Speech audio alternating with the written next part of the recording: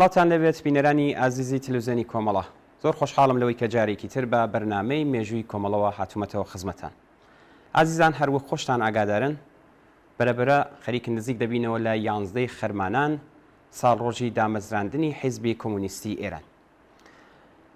من لەم بەرنامەیەدا بە پێویستم زانی دوایین وتاری هاوڕێی ڕابەر و پێشەنگ و کۆمونیست کاک سەدیق کەمانگەر کە لە ساڵڕۆژی دامەزراندنی حیزبی کۆمونیستی ئێراندا پێشکەش بە ئامادەبوانی کرد، لەم بەرنامەیەدا پێشکەش بێەوەی خۆشەویستیش بکرێت. هیوادارین کە بە دڵتان بێت و کەڵکی پێویستیشی لێوەرگرن. فەرمون بۆ بینینی. و لە ڕێگای گەیشتن بە هیوا و ئامانجە تەبەقاتیەکانیانە دیانیان پیدا کرد. هەروەها یادی ئەو هاوڕێ و هاوسەنگەرە قارەمان و فداکارانەمان کە لە ڕێزی حیزبی کۆمونیستی ئێرانە بۆ هەموارکردنی ڕێگای مبارزەی چینی کرێکار و گەیشتن بە ئامانجە پیرۆزەکانی ئەم چینە کۆمەڵایەتیە گیانبازیان کرد و گیان و ژیان و هەموو شتێکیان لەم ڕێگایەدا لەدەستا ڕێز لێبگرین. و لە بەرامبەر عەزم و ئێرادەی کۆمونیستانەی ئەو تێکۆشەرە کۆمونیستانەوە کە بە خەبات و مبارزەی بێوچان و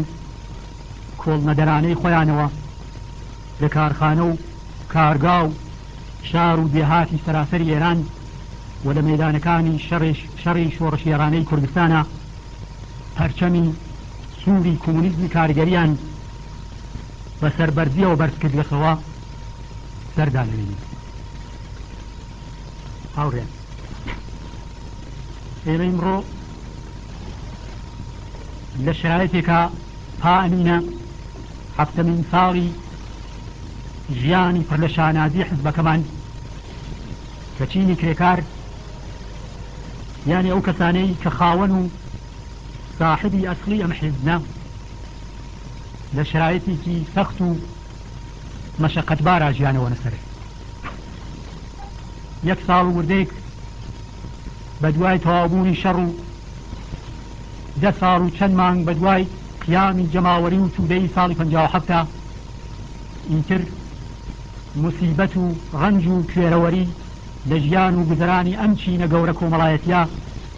بوو بێتە شتێکی ئاسایی و تەبیعی. لە 10 ساڵی ڕابردووە تەبەقەی کاریگەر لە ئێرانە ئەوە ڕەنج و موسیبەتی غیر قابل تەسەووری تەحمل کردیا کە نەتەنیا لە ناوخۆی ئێرانە سەرمایەداران و خاوەن دەسەڵات و قودرەتەکان و دەوڵەتەکەیان ناتوانن حاشایی لێ بکەن، بەڵکو لە سەطحی دنیایشە دەنگی داوێتە و دنیای دەرەوە هەرچەند بە شێوەیەکی کەم و مەحدود لە بەعادی وەحشەتناکی ئەم ڕەنج و موسیبەتە ئاگادار بووە. ئیمڕۆی تر بەشێکی گەورە و عەزیم لە جەمعیەتی ئەم وڵاتە تەنیا وەسیلەیەک کە بۆ ئیدامەی ژیانیان شک ئەوەن فرۆشی هێز و نیروی کاریانە. ئیمڕۆی تر ئەم تەبەقە گەورە ئیجتیماعیە تەبەقەی کاریگەر لە تەواو عەرسەکانی ژیانیا ڕەنج و مەشەقەت و کوێرەوەریەکان جامعەی سەرمایەداری ئیحساسەکە. بوحانی سەرمایەداری بەشێکی هەرە زۆری کرێکارانی بێکار کردە و هەژارانەترین سەطحی ژیان و گوزەرانی پیان تەحمیل کردە. ئیمڕۆی تر لە سایەی ئەم وەزعیەتە فەلاکەتبارەوە کە نیزامی سەرمایەداری بەسەر چینی کرێکاریا هاوردیا مهمترین و ئەسڵیترین مەسئلە بۆ کرێکاران تەأمینی گوزەرانی ڕۆژانە و پەیاکردنی تیکەنانێکە کە ژیانی هەژارانە و مەمری مەژی خۆیان و مناڵەکانیانی پێ تامین کرد. ئەم وەزعە فەلاکەتبارە کە نیزامی سەرمایەداری لە وڵاتێک وەک ئێرانە بەسەر چینی کرێکارە دایسەپاندیا تەنها سەتحی تەوەقوع و ژیانیانی هاوردگەسە خوارەوە بەڵکو لە عەرسەی مبارزەیشە زۆرترین زەرەری داگە لە ئیتحاد و هەمبەستگی تەبەقاتی و چینایەتیان. وەضعیەتی فەلاکەتباری اقتصادی ڕەقابەتی لەناو ڕیزی کرێکارانە زۆرتر کردگە. زۆر جار دیومانە و بیستومانە کە چلۆن سەرمایەدار و خاوەن کارەکان لە هەژاری و احتیاجی کرێکاران سوءاستیفادەیان کردووە و لەلایەکەوە بە قەوڵ و وعدە و وەعید و لەلایەکی ترەوە بە هەڕەشە و تەهدیدکردنیان بە ئیخراج و بێکاری بەریان بە یەکێتی و ئیتحادیان گرتووە و بڕێ جاریش لە بەرامبەر هاوچینەکانیانەوە قەراریان داوە. بەم بۆنەوە لە حاڵی حازرا نەتەنیا تەبەقەی کاریگەر لە ئێرانە لە لەحاز تەشەکولە سنفیەکانەوە ضعیفە و نەم لەحازەوە ها لە مەراحل ئیبتیدایی و ضعیفە، بەڵکو انحلال و هەڵپێچیان تەشەکولە کرێکاریەکان 8 ساڵ شەڕ و فەلاکەتێک کە ئەم شەڕە بەسەر تەبەقەی کاریگەرە تەحمیلی کرد، ئیخراج و بێکارسازی و هێرشی جمهوری ئیسلامی بۆ سەتحی معیشەت و گوزەرانی کرێکاران، موقعیەتی ئەم تەبەقەیە وەکو تەبەقەیەکی اجتماعی چ بە لەحاز وەضعیەتی ژیان و زندگیەوە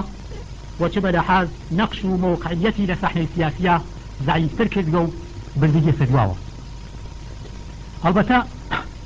وەختێک لەم زەعف و بەرەو دواچوونە قساکەین، منزورمان مقایسەی موقعیەتی سیاسی لەمڕۆی ئەم تەبەقە لەگەڵ ئەو موقعیەتە سیاسیە هەست کە لە دەورەی انقلابی 57 بەدەستی هاوردوو. ئەمە ڕۆشنە کە بانی و باعثی ئەسڵی تەواو ئەم ڕەنج و مەینەت و فەلاکەتە کە ئیمڕۆ کرێکاری ئێرانی ڕەنجی لێوە جمهوری ئیسلامیە. ئەمێجە ڕۆشنە کە جمهوری ئیسلامی بەبێ ئەوەی وەها شرایطێک بەسەر تەبەقەی کاریگەر و خەڵکی مەحرومی ئەم وڵاتە تەحمیل کات، هەرگیز نەیەتوانی وەکو دەوڵەتێکی بورژوایی بە نیازەکانی سەرمایەداران و دەوڵەتە ئیمپریالیستەکان جواو باتەوە و انقلابی 57 یعنی انقلابێک کە خەریک بوو شیرازەی تەواو کارەکان لە دەستیان خارجکا سەرکوت کات. ئەو انقلابە گەورە عەزیمە کە کۆڵەکەی ئەسڵی و گەورەترین هێز و نیروی اجتماعیەک کە لەسەر هەڵدانیان نەقشی بوو تەبەقەی کاریگەر بوو. بەڵام وەختی لە موقعیەتی تەبەقەی کاریگەر لە ئێران قساکەین، ئەگەر ئەو پێشڕەویگەدا کە ئەم تەبەقە وەک تەبەقەیەکی اجتماعی زیینوو و ڕەزمەندە صرف نظر لە تەواو فەقر و فەلاکەت و موقعیەتی نادەباری اقتصادی و سیاسیەک کە تیا بووگە و بەدەستی هاوردگە لە بەرچاو نەگیریێ، پێشک ناتوانین مدعی بین کە لێکدانەوەیەکی دروست و حەمەدایەنەمان لە موقعیەتی ئەم تەبەقە کردە. تەبەقەی کرێکاری ئێران سەرەڕای تەواو ئەو ڕەنج و مەینەتە کە لەم 10 ساڵەی دوای انقلابی 57 تا کێشاگیە، سەرەڕای ئەو گشتە سەختی و مەرارەتە کە لەم 10 ساڵە تەحەموڵی کردگە، سەرەڕای ئەو گشتە بێکاری و فەلاکەت و هەژاریە کە بەسەریا تەحمیل کریاگە، سەرەڕای ئەوەی کە 10 ساڵی تەواو لەژێر خەفەقان و سەرکوتی جمهوری ئیسلامیە هێزی لەش و گیانی خۆی لە بەرامبەر کرێ و حەقدەستێکی کەمەوە لەژێر مەنگەنەی چرخی سەرمایەداری ئێرانە تاوانی سەڵ نەتەنیا توانیگە خوداگاهی تەبەقاتی خۆی بواتە سەر، بەڵکو دەستکەوتگەرێکی زۆرتری لە مبارزەی تەبەقاتی خۆیان بەدەست ئاوردە. ئیمڕۆی تر طبقەی کاریگەر لە ئێرانە تا حدودێکی زۆر بە قودرەتی طبقاتی خۆی پێ بردرا وازانەی کە خاوەن و بەرهەمهێنەری ئەسڵی تەواو ئەو ثروەت و سامانەسە کە لە جامعەی سەرمایەداری ئێرانە لەدەست تاقمێک چەوسێنەر و خاوەن دەسەڵاتە کۆبوو بەسەو ئەزانەی کە ئەگەر ئێرادە بکات و یەکگرتوانە بێتە مەیدان لە یەک لەحظە لە سەراسەر جامعە چرخی تەولید لە کارەکەوێت و سەرمایەی خاوەن سەرمایەکان بێ ئەرزش و بێ مەصرف داکەوێت ئیمڕۆ کرێکاری ئێرانی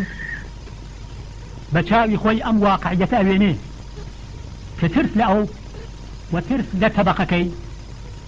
ترس لە هاتنە مەیدانی یەکگرتوانەی ئەم هێزە گەورەی اجتماعیە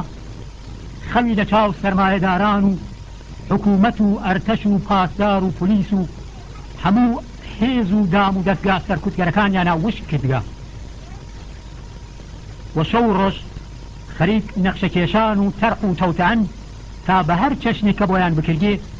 ڕۆژی هاتنە مەیدانی ئەم هێزە گەورە کۆمەڵایەتیە بخەنی دواوە ئیمڕۆی تر طبقەی کاریگەر لە ئێرانە بەم حەقیقەتە پێی بردگا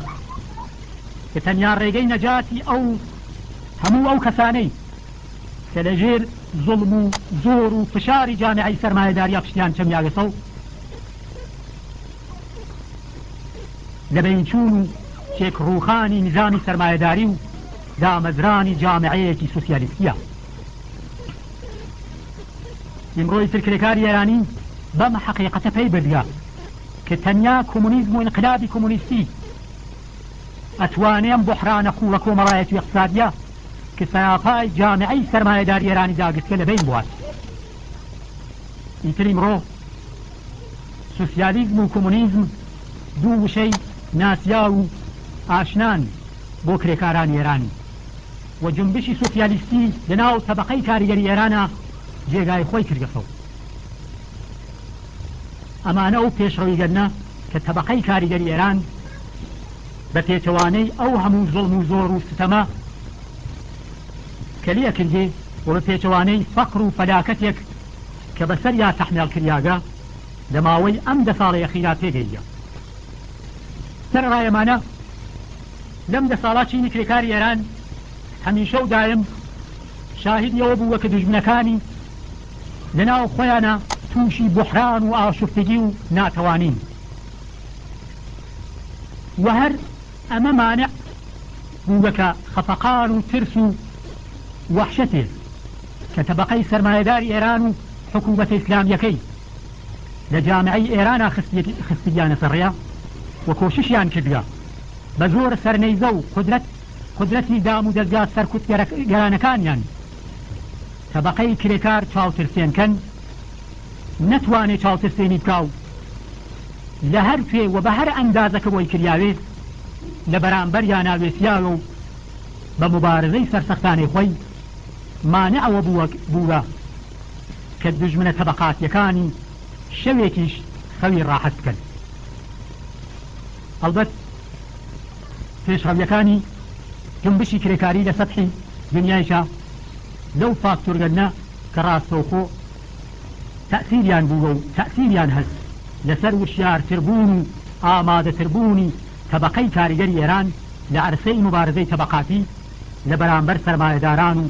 حکوومەتە ئیسلامیەکەیانە کرێکارانی ئێران ئیتر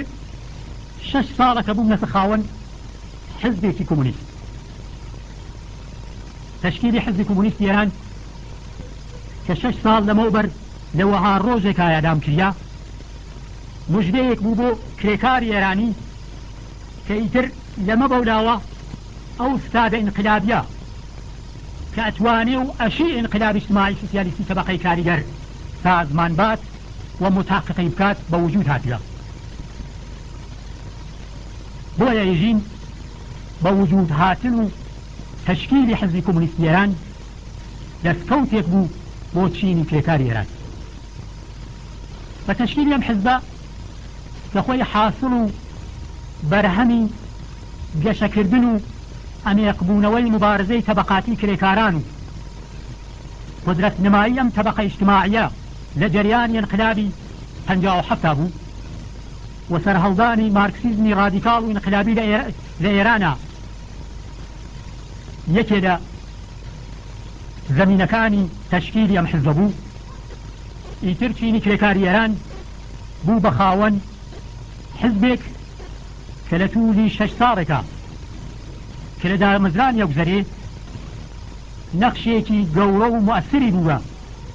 لە ڕوونکردنەوەی ئاسۆی سۆسیالیزمی کرێکاری و پێکهێنانی سەفی مستەقلی کرێکارانی سۆسیالیست لەناو جنبشی کرێکاری ئێرانە. لە کوردستانیشە ئیمڕۆی تر کۆمەڵە وەک سازمانی کوردستان ئەم حزبە نەتەنیا بوو بەسە جێگای هیوا و هومیدی ژنان و پیاوانی کرێکار و لەناو دڵیانە جێگای کردگەسە و بەڵکو ئیمڕۆی تر لە هەر گۆشەیەکی کوردستانە لە کارخانە و کارگا و شرکەت و کوورەخانە و مەزرعە کە مبارزەیەکی کرێکاری پێوێتە ڕێ بێگومان ئەم خەبات و مبارزە کرێکاریە بەناو کۆمەڵەوە گرێ خواردیە و کرێکارانی کۆمۆنیستی پێکەوشەر حزبی کۆمۆنیست و سازمانی کوردستانەکەی بە حزبی خۆیان نەزانن بەشیان گەرەکە و وەک گلێنەی چاویان ئەیپارێزن.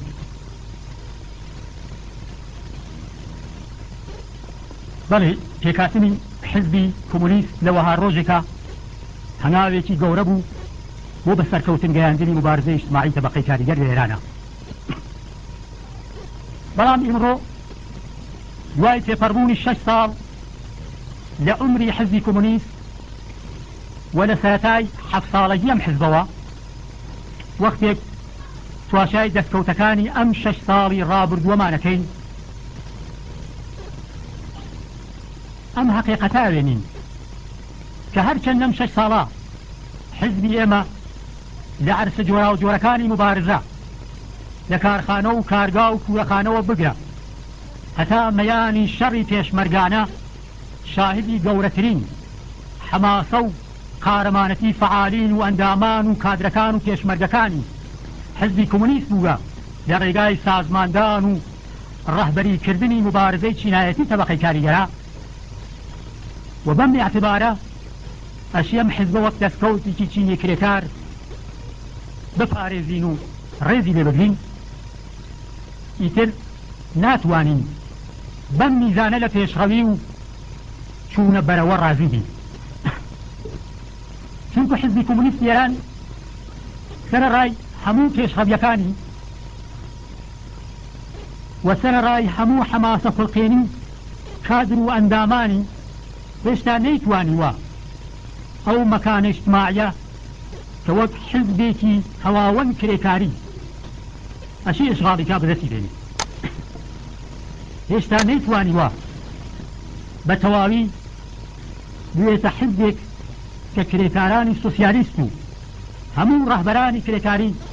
لە خۆیان کۆ بکاتەوە نەیتوانیوە بە تەواوی بوێتە حزبی اعتراضی اجتماعی کرێکاران. هەڵگرتنی ئەم هەنگاوە یانێ تەبدیلکردنی کۆمۆنیزم و حزبی کۆمۆنیستی ئێران بە جەریانێکی کاریگەری ئەمە ئەو وەزیفە گەورەتە کە ئیمڕۆ ها لەسەرشان ئێمە و تەواو کرێکارانی کۆمۆنیست و فعالینی کۆمۆنیستی ناو جنبشی کرێکاریەوە ئێمە تەنیا بە ئەنجامدانی ئەم وەزیفە تاریخیە ئەتوانین ئەو دەستکەوتانە کە تایسە بە دەستمان هاوردە بیپارێزین. بەم بۆنەوە لازمە لێرە ڕووبکەینە کرێکارانی کۆمۆنیست و ئەو هاوڕێ کرێکارانەی کە ڕەسمەن عوزوی حزبی کۆمۆنیستی ئێران نین و پێیان بێژین هاوڕێیان. ئەم حزبە هی ئێوەیە. ئەم حزبە تەنیا حزبێکە تەنیا حزبی کۆمۆنیستێکە کە لە ئێران و دنیا پەرچەمی کرێکاری بەرزەو کردووە و بەناو کرێکارەوە تەشکیل بووە و بۆ دامەزرانی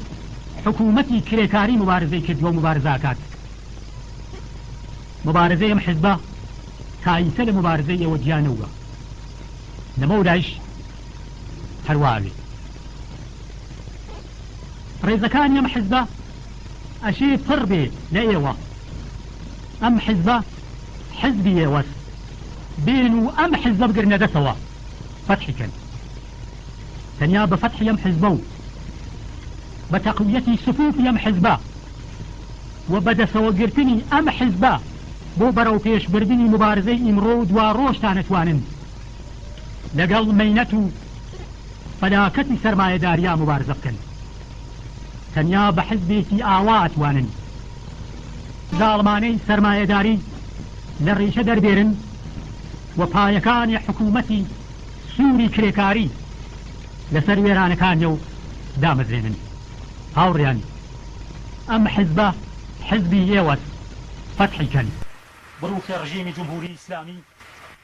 سەرکەوێ بزوتنەوەی شۆڕش گێڕانەی کوردستان دژی ئازادی بەرابەری حکوومەتی کاریگەری